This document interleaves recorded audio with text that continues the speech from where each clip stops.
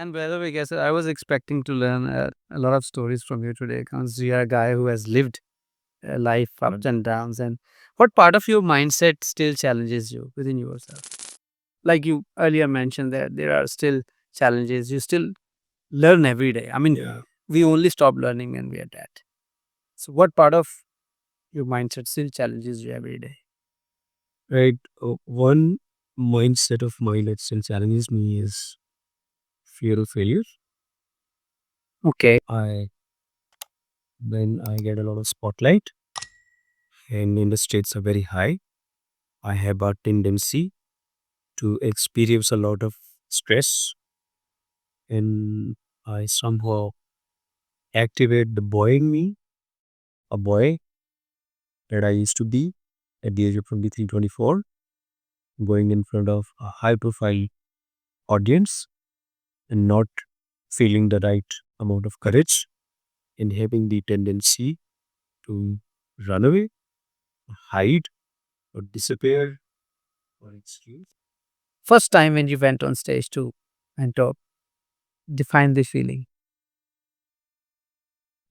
Oh my god, it was like, if I tell you the truth, I think dying was easier than going on a stage and to be able to speak.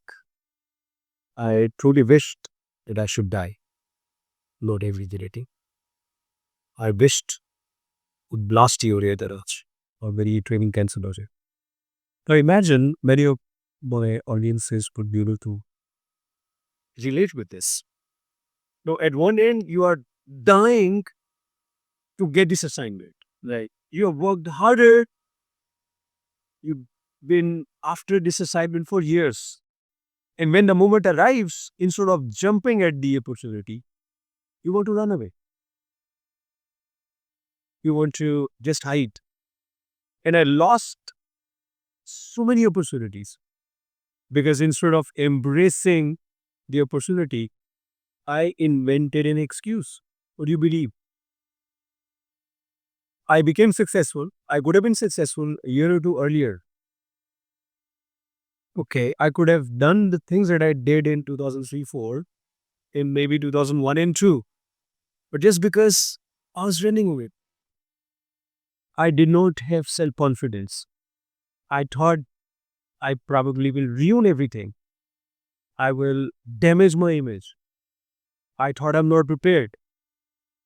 So I lost a lot of opportunities. I lied also.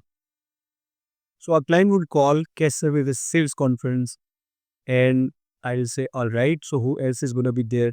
He'll say, will be 350 people, our global chief executive, our people from Indonesia, people from Dubai, and people from the region will also be attending.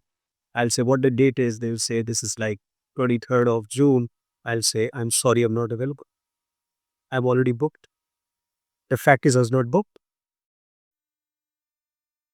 And they decided to work with me. And then they were clients. They'll say, Kaiser, so what date are you available on? Probably we can make some adjustments. There's an internal meeting going on. Maybe we can do it later or do it earlier. We want to have you. And the client is kind of kind enough to be able to have you, to be able to decide in your favor because they heard about you. They wanted to give you a try because you've been making a lot of noise in the market. You've been meeting a lot of people. Uh, you were cold calling people and then persuading them, convincing them. Finally, when they got convinced, they ran it. So, So, started rolling out. yeah. And I used to punch myself in the stomach.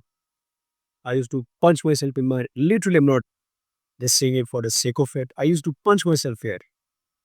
Why you did that? Why did you run? And then I'll promise next time I wouldn't do it. And I many times broke those fronts. So, was there a day when you did not actually want to show up? Would you like to share with us a moment? One day, there were many days. This is all we're talking about early days, right? Yeah, even when I started, there were still uh, periods of self doubt. There were still opportunities that I thought I was capable of. Clients would book me try booking me for an assignment, and I'll say I will ask another person from my team to deliver it because I always built a team. I had far more senior people than me on my team. So I thought I'm not worth it and I'm not ready for it. So they'll give me a coaching assignment. I'll think I probably can be exposed. And this is my last chance. And I better not do it. So I've been missing on a lot of opportunities. And despite having a lot of positive emotion toward it, my negative side would overpower me. And I deliberately shared this in this podcast with you. It's to overcome. No, because I'm not the only one. And I will not be the only one. I was not the only one who doubted his own ability to deliver something that he practiced for years. And I wanted everyone to know that this voice, it needs to be shut down. I wanted everyone to understand that you don't need to listen to this voice because this voice, it constantly tells you you can't. It haunts you. Yeah, it says you can't. And here's why. This voice is so convincing. It gives you a lot of reasons, a lot of evidences. You can't.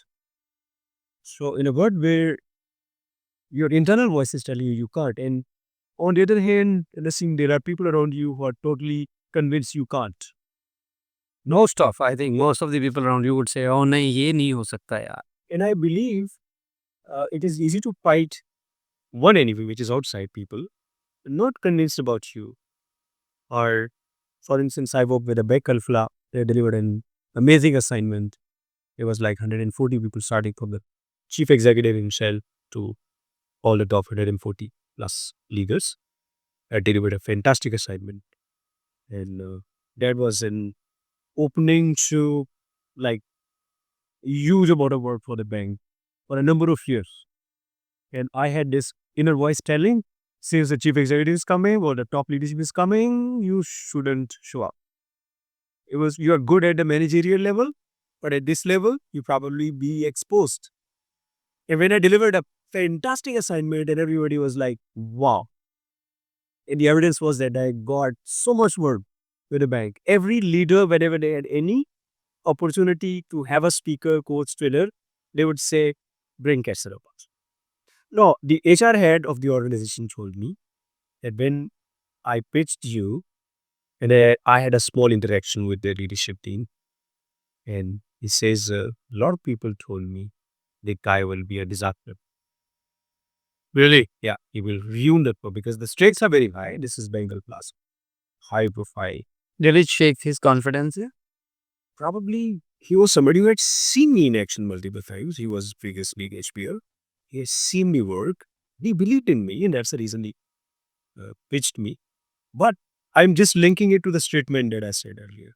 So there's a voice outside you conspiring against you that you can't. You can fight with it, probably. But there's an other voice inside you that says you can't. It's very difficult to fight with this voice. So I've been in a situation where I had to go for a double war, a war inside and a war outside. What helps you to put outside voices on calm and say, okay, just focus inside? Yeah, I think over the years I've learned that the outside voices do not matter until the person whose voice is this that matters to you. What's the failure that actually hurt you? One failure in your life hurt you and Yeah. One failure, but built your depth in your life. one failure that really hurt me. उसका सच में बता दूं? बता दो.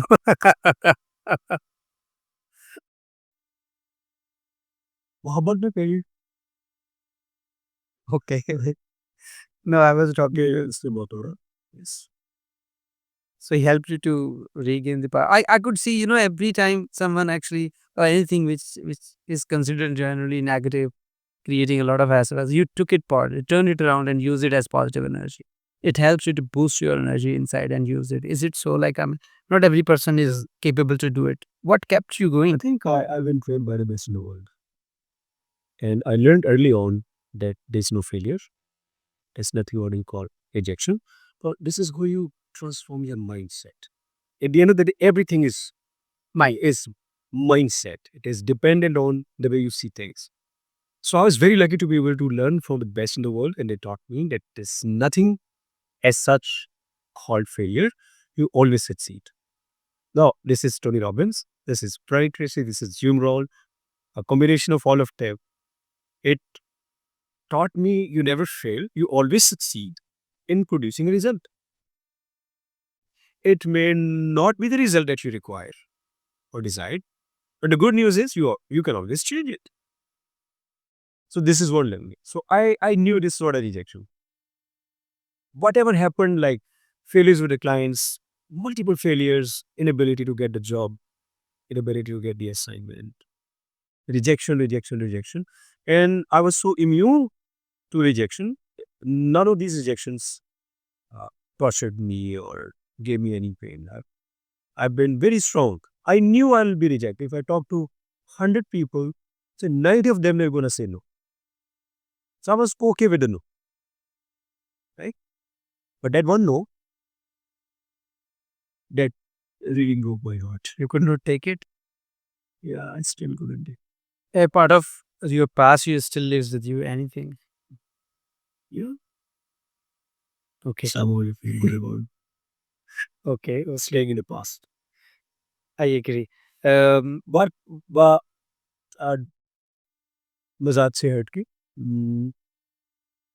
so I've learned to live with the rejections without breaking my heart. But there was one incident that really broke me. And that was I used to work with one of the leaders I loved working with.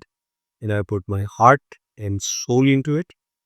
And it was something that I was heavily invested in. And I was asked to leave. And I couldn't even visualize my life without that project. I couldn't find any other way of living. So to me, the life was every day waking up and being with that team and doing what we did. And that was my life. That was my oxygen. And it came as a surprise, and I was asked to go. And that night I cried. And then my wife was the one who supported me and encouraged me. And there were a number of other friends and clients. And I realized that there was a massive support group around me that I was not even aware of. In that one rejection that I took very personally, I took it to my heart and cried for many days. And I still wanted to go back and be part of that thing, but it did not happen. So that one thing transformed my life. And I was able to develop what you call the depth. And I was able to even build something of my own. One of my clients that used to be part of that project came to me. Himshek was the chief executive of the organization. His name is Dr. Muzamil Sai. And he came to me, he took me to his office, and he says, I believe in you, and I want you to start your own business. I want you to start your own company. And he invited his, whatever you call agent or chartered accountant, and he set up my company right there, sitting in his own office. And we named the company Possibility. That was your first venture. This is the person the last So venture. end of the first era, and it was beginning of your own venture. Yeah, it was in like 19 years of It gave you a bigger opening, right? Absolutely. This is what I'm saying. That it was the biggest heartbreaking moment of my life in terms of my professional thing, apart from my personal stuff. But this one incident made me whatever I today. Do you believe in fate, I do. and how much? Everything happens with a purpose. This is what my mantra is. Everything that happens to you has a purpose. You may not be aware of it at this point in time, but someday you will get to know. Can I share with it? share a story with you? Please go ahead. Because you like stories. No, I was trading. I was invited, like, this book of mine was at the Marriott's executive lounge, and chief executive of Nestle, Ian Donald, he somehow got a hold of the book. And I've been trying to work with Nestle. Nestle was not like opening doors to me. And somehow his secretary called us and he bought like 22 of these books. And then he said, will Mr. Qaiser Abbas be available for like a 30-40 minute talk to my NIMCOM? They call it NIMCOM in Nestle, the leadership team. I think 14 of them. So I went to their executive boardroom. They call it Nido, but unka famous wo hai. And I went there and I delivered a very powerful talk. I was like over prepared, delivered it from heart. They loved it. So I got like 3 standing ovations during the talk, like 40 minutes, 3 standing ovations. People had tears in their eyes. I touched their emotions, I touched their feelings, and it was like a very powerful talk. And then I had a like tear or two in my own eyes as well. And the chief executive, Ian Donald, he took me aside during the tea break and says, what happened? Rail wanted to tell him the truth. But he insisted. And then I didn't have a choice but to tell him that I'm from Farrukhabad. And when somebody studies in Farrukhabad and thinks of having a job, the first option in their minds is Nestle. Like Nestle's factory is next to Farrukhabad. So many others also, but Nestle always stands out. Adjacent to Farrukhabad. It's like a few kilometers. Okay. So everyone knows it. So everyone knows it. And nobody knew I'm from Farrukhabad. They hired somebody who's an author and somebody who runs a company. This is like 2010. So I said, it reminds me of the days when I graduated. I had 2 gold medals in my hand and I rode the rooftop of a bus almost every day to shop at Nestle's gate to get the job. But every single day, the gatekeeper wouldn't allow me to get in. There would be a long queue of all the applicants. And when my turn would come, the gate would be closed and I would be requested to, not requested, I will be asked to come next day. And I was hungry, literally. I didn't have the money and I had to go back again, sitting at the rooftop of the bus. And the conductor would show up. So the ticket kiraya nikalo. And I'll say, I'm a student. He'll say, you're not. You're a factory worker because you're getting on a bus from a factory. So there would be a long discussion and a long debate, and he would stop the bus and push you out. Yeah. And throw me out of the bus. And this was like happening with me every single day. The parents out there, they're waiting. कि आज कैसर अब्बास को नौकरी मिल जाए और क्यों नहीं मिलेगी because our son is a gold medalist. 2 gold medals. So I looked at Ian Donald and I said to him, बस मुझे याद आ गया और मुझे थोड़ा शुक्र भी है कि you didn't give me a job. You know what he said? He says, Qaiser, thank God that we did not give you a job. Because if they had given me the job, I might still been a supervisor, a family work, or a maybe frontline worker. Because I've seen so many of them, once you're part of the system, even if you do MPhil, you still remain a worker. Or if you were lucky enough, you would be sitting in one of those guys who are being trained. Many traffic wardens or assistant, क्या होता है वो SHO से भी नीचे sub inspector मैंने जी PhD भी किया हो वाह बट अगर टाइमली किया होता तो आप CSS में पेयर होते मास्टर्स भी किया होता इवन CSS के लिए तो आपने BA भी किया हो तो बहुत होता है आप पता नहीं क्यों डिग्री शायद ग्रेजुएशन किया you can appear for the CSS and you become ASP from there what says आप वार्डन है और आपने PhD की और MPhil की और डबल किया you don't grow So I realized that whatever happens, this is the mantra of my life. Whatever happens, it happens with a purpose. Great. To man of purpose. तो purpose ये था उसने जो पूरा उसने कहा हमने जॉब दी होती है आपको तो आज फिर आप हमें नेस्ले में यहाँ हमारे लीसी को ट्रेन कर रहे हो How do you keep Qaiser the main intact while Qaiser brands expands? I mean, the real Qaiser. Yeah, yeah. I think the more the brain expands, uh, the more I work on shrinking my ego. Because in 2012, I was on the national TV, I was on 40 plus TV channels, and the prime time. Geo did a documentary on me. I was like known everywhere. Ride a plane or wherever I was like, was treated like liberty, like a celebrity or whatever you call it. In a positive sense, my journey, my story was covered. So I was like on the TV at least 4 to 500 times a day. It was 1 minute 30 seconds, 40 seconds video was shown by everyone. So it was a rare phenomenon because if one TV channel does something, others probably wouldn't show it. But this was the only thing that is shown by all TV channels, starting from BTV to everyone. So I was like in under the limelight. So then I was slightly distracted also because instead of doing the real work, I was like sitting on the TV shows all the time, exposed to the stuff that I should not have been exposed to. And I was being misused also. I didn't know who's using me for whatever I did.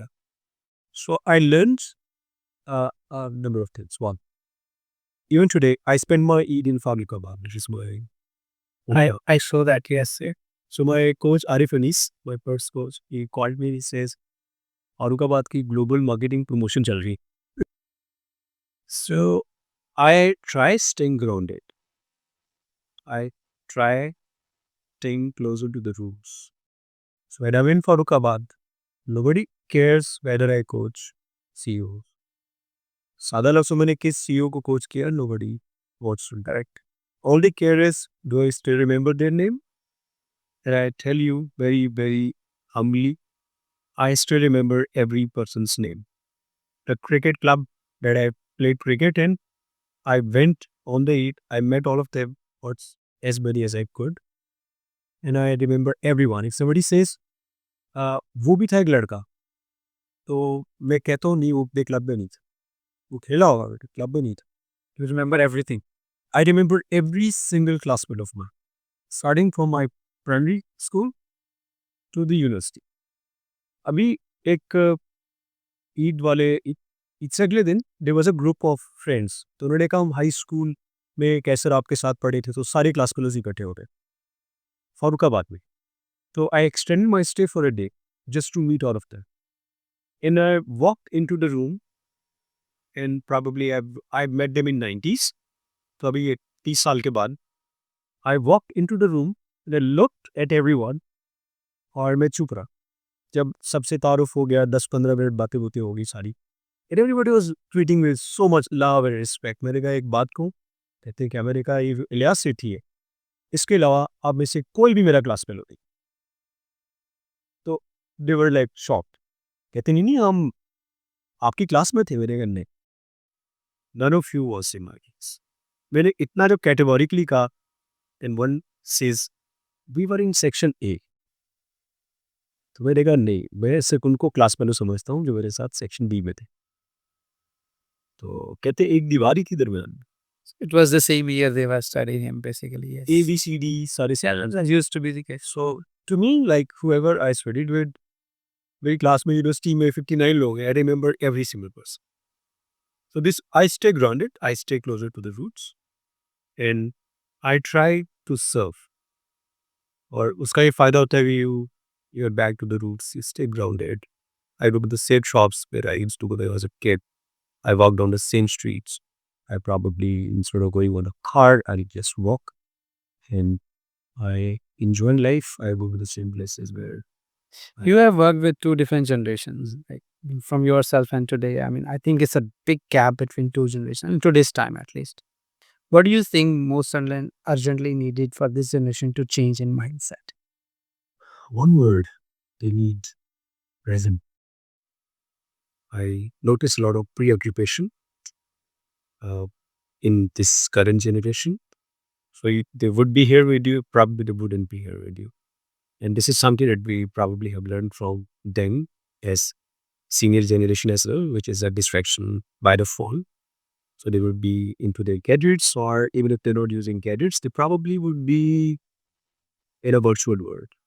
So consistently, I'm interacting with the parents who complain that our son or daughter, their entire life is their room. So they eat in their room, they order food, they read a laptop, they study in their room, their laptop and their phone is everything. Probably a day or two will pass, they wouldn't even have any interaction with us, living the same. Do you think, as in your generation, we still could find at least 1 in 100 who had hunger, who had that drive, did not depend on paychecks, who had desire to grow? I mean, now if you see, you hardly find people who have that hunger, same type of hunger desire. Is it something like that? No. I still don't agree with this. I think we, every single generation have a tendency to undermine the ability and the commitment of the next generation. Okay. So I wouldn't say for the sake of it. I've experienced, we've had a lot of Gen Z and millennials in my office, and they are far more productive and they're far more committed.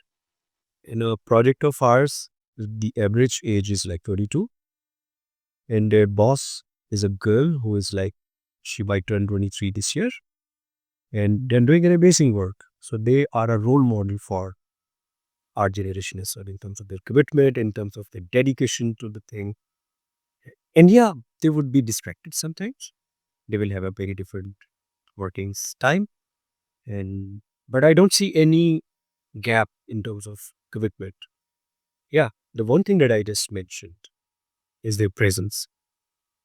So sometimes they fail to build connection with the people around them because they're too busy in their own world. It could be the impact to the virtual world where they spend a lot of time in, or it could be that they are preoccupied and they somehow have not learned how to develop those meaningful connections with the people around. Or surrounded by the people. Okay. So why would you prefer entrepreneurship over employment? Can I say one more? Yeah, yeah, please go ahead. I think they need to understand that they need to pay attention on whatever is going on around them, including whatever is going on in the house, and paying a little more attention to the emotions and feelings of the parents.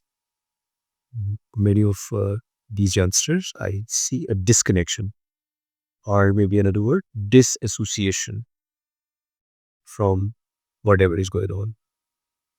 Disassociation from the responsibilities, disassociation from the responsibility to be able to establish a deeper connection. They might be very well connected with the friends, but I see repeatedly through my interactions less connection with the parents, less connection with the siblings. So they need to understand that in this new era, the real currency is attention, and they need to earn it by being present in the moment. And as I said, being able to develop connections which give them a sense of meaning, and connections that nurture them as well. Because some of these kids are experiencing a lot of loneliness. And these relationships help them to shape their personalities and Yeah. careers. Okay. So they need to build meaningful relationships at home and meaningful relationships at work as well, apart from whatever relationships they might have. Great, great. So entrepreneurship or employment? What do you prefer? Why and why? What do you think? Entrepreneur. You are now an entrepreneur yourself. You are put into a situation where you operate, Yeah. I never imagined in my dreams to be able to start something of my own. Okay. No one in my family ever ran a business, Really? ever. Okay. And what's your finding about you being entrepreneur and now looking backward? Would you preach that people should rather focus on this, or they should do it after some time once get trained in the real world? I believe every person's situation is different. They need to run some psychological assessment as well to be able to see the tendencies. Some people are more, some people are made to be independent and to be able to create and expand something of their own. And some people, they're not wired psychologically. They're right predispositions. This is what we call personality. You are activating another side of me of being a psychologist. So, though we can fight with those predispositions, mm, we can change our personality as well at the same time. There are things that been given to us and we are really good at it. Some people are naturally very good at in terms of good at playing music. You and I, we can spend years and years and we might still be able to reach to the level that they have reached. But for them, this is natural. They don't have to make any effort. Something that comes effortlessly for you, you got to go for it. As far as my experience is concerned, I think uh, I would be a disastrous entrepreneur if I had not gotten the opportunity to work with a great team. So that great team provided me the exposure. I knew how to deal with a client. I learned how to create a proposal that wins a client. I knew how to maintain a minimum level of quality when you speak to a client. If I had not worked with that organization, I probably would have sold myself too low. So I knew how to charge premium, how to understand the market to be able to work with someone who is in the similar field. So I think having this exposure and then starting something of your own can be a great head starter. Versus you start something of your own and you have absolutely zero exposure. You don't know how to position your product, how to price it, and how to handle a lot of other variables that you may not be even aware of. So you have the dream team with you right now. I always had it. Great. If given an opportunity and you could design a curriculum for life, what's the first subject you would go with? Curriculum for life. I don't have anything. It's communication. And communication has two sides. One is you learn how to communicate with yourself.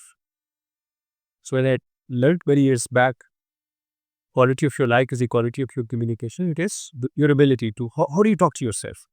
So incident takes place outside. How do you communicate to yourself? How do you talk to yourself? What messages do you give yourself? What identity you create? Coaching, by the way, is not transferring knowledge. It is basically transforming the identities. This is what I do. So when I spoke to the CFOs, I told them based on my experience with boards and CEOs. So many of those CFOs, they still think like a CFO. Their identity is of a functional expert, whereas their organization is expecting somebody who can have the identity of an enterprise leader. If I have the identity that I'm a poor driver, if you give me an opportunity, कैसे आप drive करेंगे तो मैं क्या कहूँगा? नहीं यार आप ही करो, because I don't have the identity. If somebody says, would you like to go on a stage and make a speech? If I have a great identity of being a great public speaker, I'll say, oh, great, I will go. But if somebody has the identity of being a lousy speaker, they'll say, okay. So we have identities in every area of our lives. Where does the identity come from? Through the way you communicate with yourself. So how do you communicate a crisis to you? How do you communicate a situation to you? How do you master the way you got to create meaning out of every incident for you? So that is internal communication, which goes on all the time. Right now you're getting a self-talk and I'm having a self-talk and Akash and Numan, they're also having a self-talk. अभी आप पूछ रहे हो मैं कैसे सीखे हैं. And then this is communicating with others. So that includes presentation skills, communication skills, negotiating skills, conflict management skill, taking a team along. All of these skills, they require the ability to communicate. So if I can include just one thing, it is communication. Also, this communication includes the way you create impressions on people. Correct. The way you show up. Recent studies, they continue showing that you create your first impression in 100 milliseconds. The first 100 milliseconds. So these are the seconds where you don't even utter a single word. Now, how do you create that impression? That's so the nonverbal communication. Your body language, the way you use your hands, your gestures, your facial expressions, your your attire, your accessories that you wear. Some people call it ornaments, your watch, your phone, whatever. So all of this is creating communication. So this communication, if you control it, I recently read somewhere, I think 85% of this non 85% part of the first impression comes from your body language. You repeat it. So are you talking about conscious communication, right? So whatever I understood from this talk is like the, the communication you are referring to is conscious communication. I do it to myself, and how do I want to present to others? Correct. So you train yourself how to communicate, and how early we can start doing it. Then, if I'm I think, yeah, this communication is both unconscious and conscious. So whatever I've been communicating ever since I entered in this room is unconscious. that learned through experiences. Mm, No, for instance, whatever I'm experiencing internally is exhibited through my body. Okay. So if I'm terrified to face the mic at the camera, it will be obvious through my body language. So that's my internal communication, which is telling me there's going to be a big challenge today and you're going to be seen worldwide and you probably will make a lot of mistakes. So be conscious. So if you become self-conscious, probably it will ruin your body language. At the same time, most of the signs that people will notice because you and I, we are too busy having these conversations, some of these discrepancies, some of these inconsistencies will be seen by the viewers, right? And they're not conscious. So somehow, if you begin to learn body language and you learn how to communicate, you can start controlling those unconscious signs as well. Correct. And if you, for instance, know that if people don't see your palm, they can't trust you. And if I run this conversation with you by sitting here all the time, then not only do I lose my ability to communicate properly, but my audience probably will be worrying, where are Kesar says? Is he folding something? So why do I give a chance to the people around me to create a negative impression of me? So since I know this, one is that I'm consciously sitting like this. The other is that since I'm very comfortable with you, and this is something that I've done multiple times, for me, this is ordinary. Another day. Yeah, another day. And this is something that I've done so many times. And so I feel very comfortable. So automatically my hands will be here. I will be leaning towards you. And by the way, leaning is a sign of interest. So if you want to tell somebody that I'm interested in you, I regard you and I respect you. So you can lean a little bit. So these are the signs that you can use in your communication to be able to create a very powerful first impression. Great. What success means to you? I think success has multiple definitions. To me, I use a coin philosophy. To me, success has two sides. One is achievement. So you have titles, you have international best-selling author, you have a company or whatever titles and awards, whatever you have. This is achievement, right? Not enough. The other side of the coin is, I call it fulfillment. Fulfillment. For you, success is fulfillment. Do you feel a deeper sense of fulfillment? You started here, you reached here, but and there's a lot of sense of achievement because you've been winning gold medals and you've been winning Olympic and you've been undefeatable and you have 16 titles or you have millions of dollars in your account and you are player of the year and you've been given the name of the sir, the scene. सब कुछ मिल गया. But do you feel a sense of fulfillment inside you? If not, then there is no success. Yes. So you're, to me, this is not success. Yeah, you have achievements, but achievement does not mean success. The other side is having a sense of fulfillment. And you only experience sense of fulfillment when you're not a taker, you're a giver. Achievement आती है when you satisfy your ego, you satisfy yourself, you give something to yourself, you acquire something for yourself. So you become an achiever. But when you begin to give, contribute, share, uplift people around you, so this is something that gives you a sense of fulfillment. अभी ईद गुजरी है तो आपको सबसे अच्छी feeling कब आई? जब आपने किसी को बकरे का गोश्त दिया, किसी को ईदी दी, किसी की मदद की, वही सारी मेमोरीज है जो आपको फुलफिलमेंट दे रही है. You will feel less fulfilment कि आपने कितने अच्छे कपड़े पहने थे और आपने क्या खाया था. That was for you. So that might give you a temporary sense of delight, but something which is going to last with you is not your achievement. It is your fulfillment. Now, here's a punchline.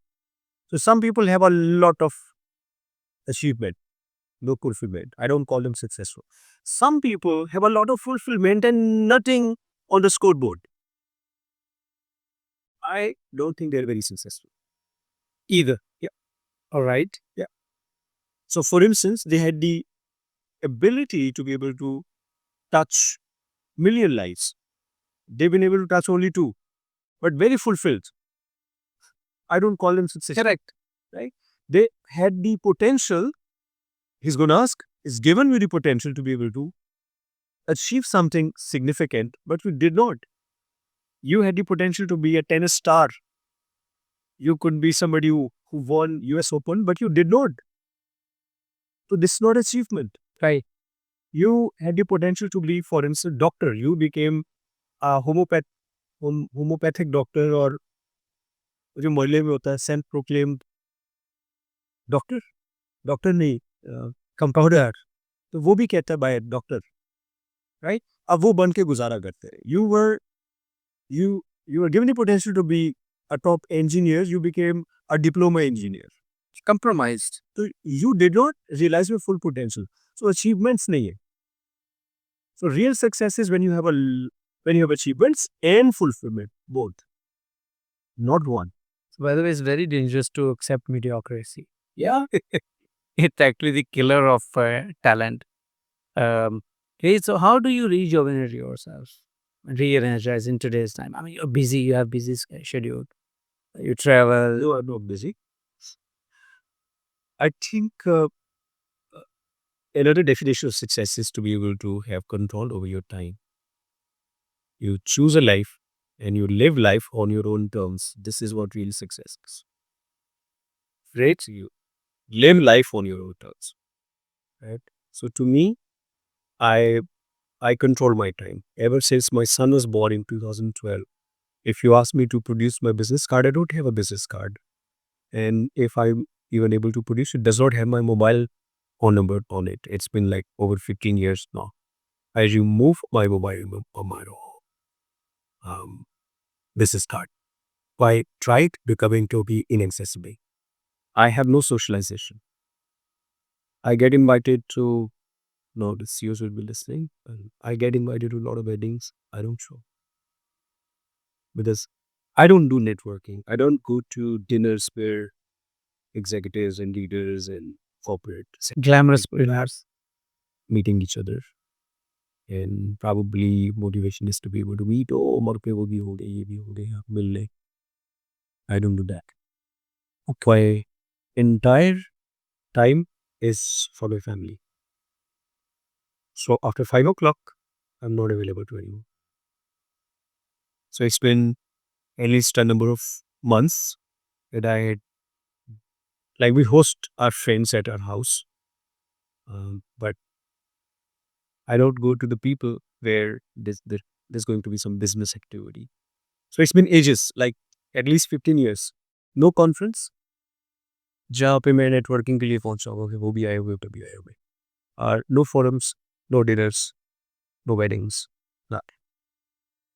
5 o'clock, I'm at my home with my family. ऐसा Great. रास्ते में होता हूँ जब मैं पहुँच चुका होता हूँ.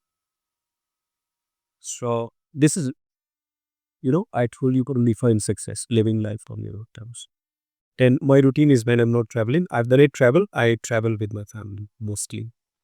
So I've not allowed my son to go for most of his exams. I request to the school. बाद में करिए, शुरू में करिए. अभी is in grade 7 at the moment.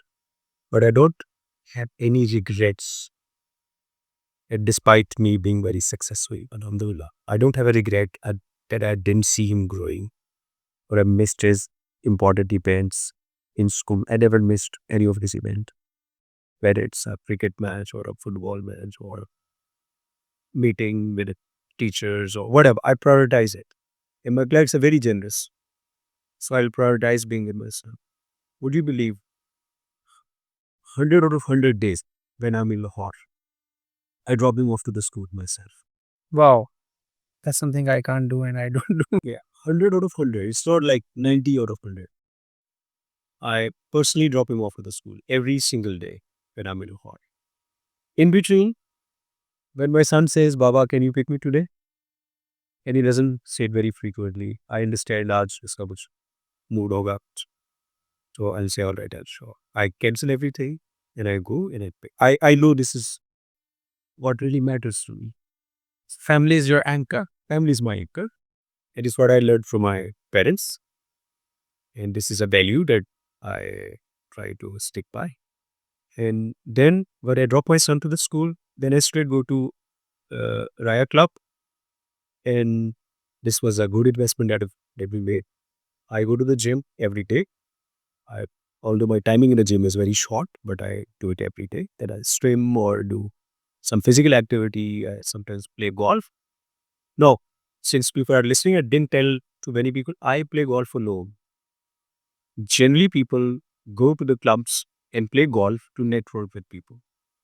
And somebody, I can't network with people. I can't be with the people that I don't want to be with for the sake of networking. So to me, my time is the most precious thing. So if I like people, I like to interact with them, I connect with them very easily, but I connect with the chief executive for work. I've given him an hour or two, whatever. But then if I don't feel a connection, there are chief executives that I play ball with as well. Very few of them. But generally, I'll pick up a caddy that I feel a sense of connection with, and I'll go to play golf alone. There's no one with me, except one of my closest friends who is in the city. And somebody that I really feel a deeper bond with, I will only play golf with them. And since these people are not very easy to find every day, so mostly I'm playing golf all alone. Though I'm part of the groups, WhatsApp groups, I'm generally not a WhatsApp person. Miss most of them, most of the time. I exit a group immediately. I'm hardly part of any group on WhatsApp. There are groups that you feel a sense of prestige of being part of the group, but I'll very conveniently excuse the moment they add me and call personally, very respectfully. I can't handle 600, 900 messages a day. And this is what I did in 2017. 2017 was the last year I was part of any professional WhatsApp group. Are you a tech person? I am not a tech person. I'm not a tech person, but I understand the value of life. I understand the value of your own peace of mind. So I do not want to be part of things that I don't feel like being part of. I don't want to be or creating an impression कि अच्छा उस group पे मैं भी हूँ तो आप भी हो उस डिनर में आप थे तो मैं भी वहाँ पे था. So there are things my wife likes to meet people. So on certain occasions like एक दो जगहों पे where she is the center of attention मैं उसके साथ गया हूँ. ये सोच के कि वो जा रही है तो मुझे उसके साथ जाना है as her husband. Companions. Yeah. So I'll show up or otherwise if I was directly invited I probably would have refused to go. Or I and people are very understanding. And genuinely mostly I'm busy. I'm traveling. So people are any table to understand. They're taking advantage of a table. Which is good. Yeah. You have clarity about your priorities. It's So I give 2 hours every day to my own self, which I've been missing. So for the last couple of years now, at least 3-4 years. So I give 2 hours every day to my own self. And there are time I like to read and I like to write and like to listen. These are like my hobbies. So there are days when I don't want to do anything else. I wake up very early and then I probably wouldn't get off the bed if it's a holiday. If my like these are holidays and I don't have to drop my son off. So in those days I like to read. I like to act very lazy and I like to stay in the bed, but I'm learning something.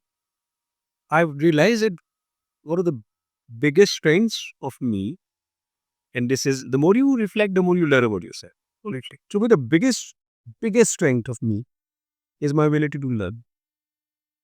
So, I can live without food, and that I've lived without food for multiple days in my life, but I can't survive without label. So, I position things around me everywhere. My phone is my learning machine. A car is my a university on the wheels. And for a number of years, I did not play music in my car. It's a very recent phenomenon. I've started playing music as well. I only play music when my family is with me. My wife likes to listen to music. But generally, I'll be playing audio cassettes and videos. Not the videos because security, safety features don't allow in the car, but I'll be listening to the audio cassettes most of the time. Sir, industry, your industry, just a couple of more questions and then we are done. Your industry, coaching industry in this region is growing. You think there is still potential? Yeah, a lot of potential. So would you recommend this generation to take up this and why? I think coaching is a great profession. One big advantage is that you have a lot of control over your time. Like sometimes it comes with the passage of time. Sometimes well, you have control over your time. So if you don't know how to work on a day, you don't. You can request your clients to be able to schedule a coaching session on a specific day when you are more available. So there's a lot of freedom around it, and there's a lot of prestige around it because suddenly your image grows and people begin to rely on you and they respect you and they value you and they consider as you as somebody who changed their life. At the same time, you earn a lot of money. So many people, whatever they earn in a month, probably they can earn in a day, financial sense. But not from day one. If you begin to earn your certification now, in a year's time, you will be certified and you consistently invest like 2-3 years, building your credibility, building your brand. And this is what I teach now. Many organizations, they will just hand over the certificate to you and the certificates wouldn't allow you to even survive. They wouldn't make you any money. I've seen highest credentialed excelling coaches having no work. So the first lesson that I teach, the first opening line in my last coaching class was this. If you don't have a client, you're not a coach. Wow. Wow. So you don't just earn a certificate. Correct. You need to learn how to earn a client without ripping them off, without being unauthentic, without pretending to be what you're not, by showing up as a genuine person, showing up as somebody who can be trusted. You can't coach a chief executive if you don't have three things. One, trust. Because the chief executive is going to share with you the things that he or she is not going to share with anyone. So, respect. So, if you don't respect me, you wouldn't accept me as your coach. Coach is like being a teacher or a mentor. Though these are wrong words for a coach, but generally you earn the credentials or the status of being a teacher. So you can't be a teacher of somebody if you don't also dare to be respect. And third is repo. Repo is like being in a state where you're aligned with a person. Like we are in a state of repo. We connect with each other. You talk very comfortably. You don't have to put filters and you don't have to censor anything or instead. So trust, respect, and repo. If you're able to earn all of this, and I deliberately use the word earn because nobody's gonna give it. You can't demand have your coach respect me. So I teach my uh, coaches to be able to work on the inside first, and then be able to work on the outside and produce results. My formula is no results, no fee. Oh, great. Yeah. I worked with an executive for a year. At the end of the year, if the board and if the stakeholders agree that we produce result, that we focused on only the negative way. If I don't produce the results, there's no fee. That's great. That's great. If this microphone goes off now, what would you like my audience to take away from you? I appreciate you for asking a very particular question. You can be a potential coach. I believe my message would be a giver. Why? Because this world, by personal experience, this world gets to the givers and it takes from the giver. Yes, very nice. Great. That's a follow. It is. Thank you very much, Cancer. That's wonderful having you. Such a nice discussion. I wish we could continue for a couple of more hours, but I'm sure that there's time restriction on your side and on my side too. So yes, most of your pictures I have seen like with big smile. I would love to get clicked now together with that big smile. Sure. Thank you so much.